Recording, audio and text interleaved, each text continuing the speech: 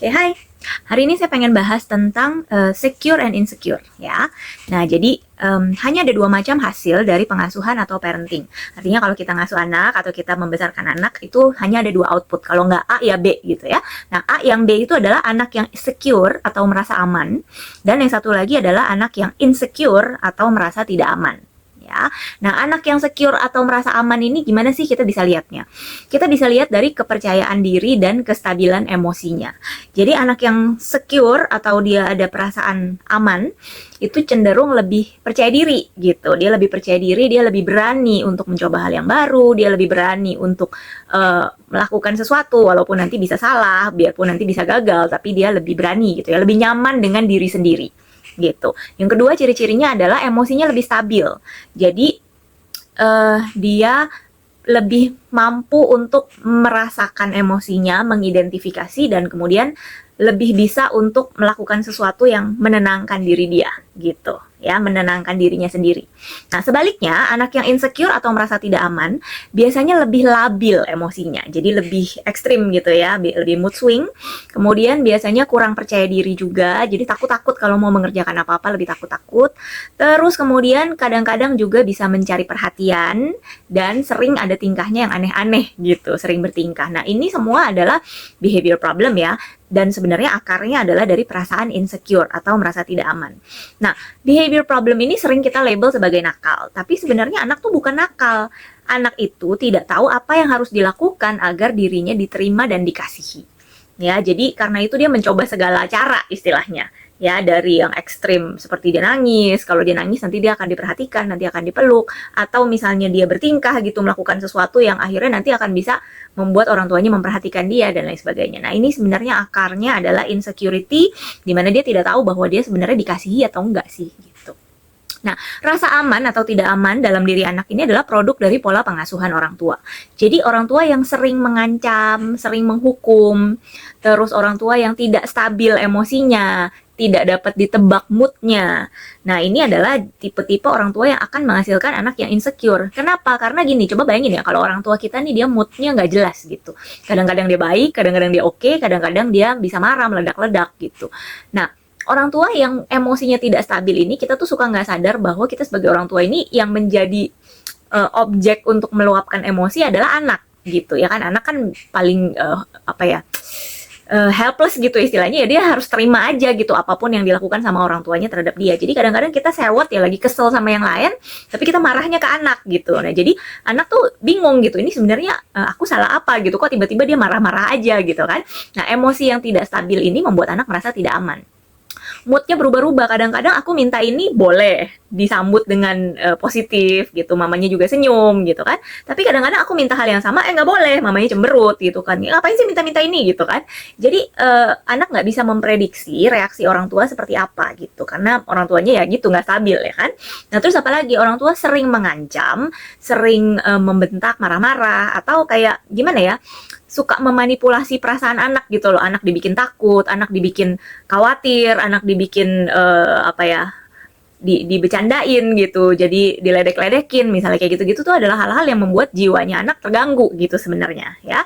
Nah, semua hal ini itu akan berdampak pada perasaan dan jiwanya anak gitu. Jadi dia tuh selalu ada anxiety ya. Jadi kalau anak yang insecure itu biasanya ada anxiety, dia sedikit khawatir gitu. Ini sebenarnya aku harus melakukan apa nih untuk mendapatkan reaksi yang positif gitu, atau kasih sayang dari orang tua, atau sebenarnya aku nih bener atau enggak sih, sebenarnya aku nih bisa atau enggak, mampu atau enggak, kok kayaknya aku salah melulu gitu ya. Nah, jadi ini adalah hal-hal yang mempengaruhi jiwanya anak.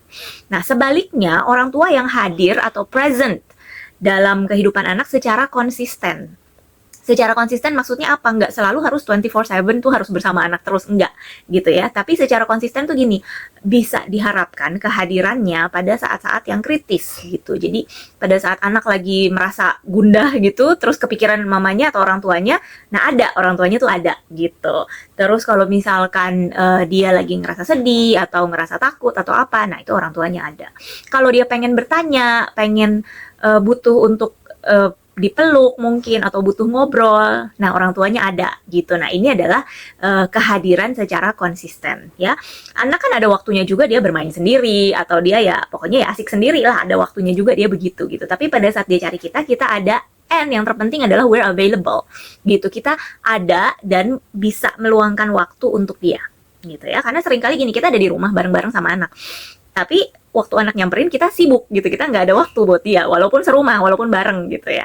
Nah jadi makanya meluangkan waktu, either cuman kayak mungkin 1 menit gitu, cuman untuk iya kenapa, ada apa, mungkin berpelukan sebentar, bercanda sebentar, itu udah cukup gitu, 1 sampai 5 menit gitu, tapi kita available. So itu ya. Nah, habis itu apalagi orang tua perlu menjadi sosok yang tegas tapi penuh kasih sayang. Jadi firm but loving gitu. Firm itu artinya apa? Kita tegas, kita bisa memberikan batasan yang jelas buat anak. Mana yang boleh, mana yang enggak. Mana yang mama setuju, mana yang mama tidak setuju. Nah, ini juga harus konsisten. Artinya kalau mama bilang enggak, ya enggak. Kalau mama bilang oke, ya oke gitu. Jadi bukan berdasarkan moodnya mama. Kalau mama lagi oke, mama lagi happy, ya udah boleh. Tapi kalau mama lagi nggak happy, nggak boleh gitu. Jadi bukan berdasarkan moodnya aku.